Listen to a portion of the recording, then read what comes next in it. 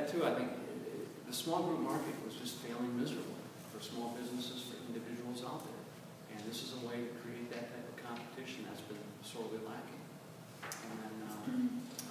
And again, those states that are moving forward with the exchanges, through competition alone, we're seeing those rates come in at much better prices than what most experts were predicting at that time. But all this is, again, going to be dependent on who is actually entering the exchange and how well we can manage the risk and spread the risk out. JD?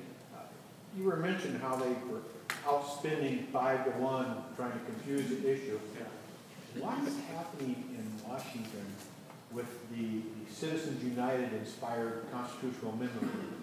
Can you comment on that? Where's our friend, Steve? The Bill of Rights. He's been trying to lead the effort of amending the Constitution. Amend the Constitution on it. But there's an effort. Obviously, trying to amend the Constitution, you need 3/4 the House and the Senate.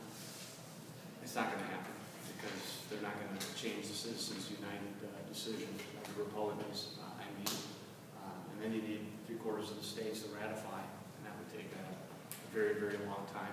Our best hope of going after Citizens United is having President Obama being able to appoint a different justice that got that decision wrong. It was a 5-4 decision, so we just need one justice to replace it on the 5 side, and then they could revisit that case again. And it's tragic. They just had a delegation from Great Britain over what they wanted to talk about most was Citizens United and the flood of money that's in the American political system. They were scratching their head thinking, this is crazy. You guys are nuts over here. We don't have to contend with any of that. And they just dissolved Parliament. In 5 weeks they have national elections, and that's it. No fundraising, and that's it. Charlie? As I recall, that part of the rationale of the Supreme Court was that Congress could, or I suppose state governments could set laws that require a disclosure. They felt the disclosure to the Citizens United decision would be workable.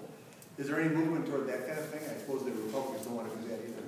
Well, yeah, I don't think the Republicans, who are dominant now on the state level too, are too eager to change that. But if you go back and read Justice Kennedy's opinion on it, he thought there was going to be plenty of disclosure already, just through the internet and through people's access to information. Little did he know just how clever these groups can be in hiding money and the different means of funneling that money to these C3s and C4 organizations that have popped up.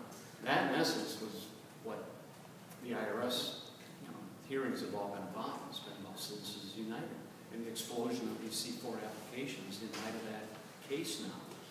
And they're trying to get the IRS stamp of approval so they can engage in political activity and get tax exempt status for doing it.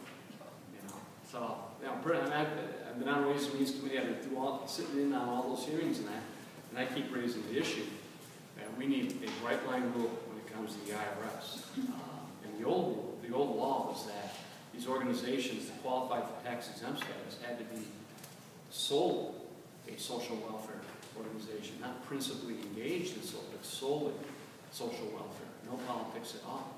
And we should go back to that original rule if they're going to get tax exempt status.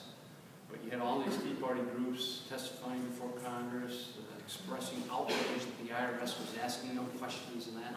Well, they didn't have to submit an application to the IRS to qualify for C4 status. They did it automatically. And if the IRS wanted to do an audit or review later, that could come. But to me, I don't think the IRS is doing enough scrutiny with the groups rather than too much.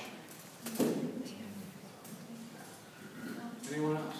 I know one of those, a couple issues for you is the Second Amendment issues.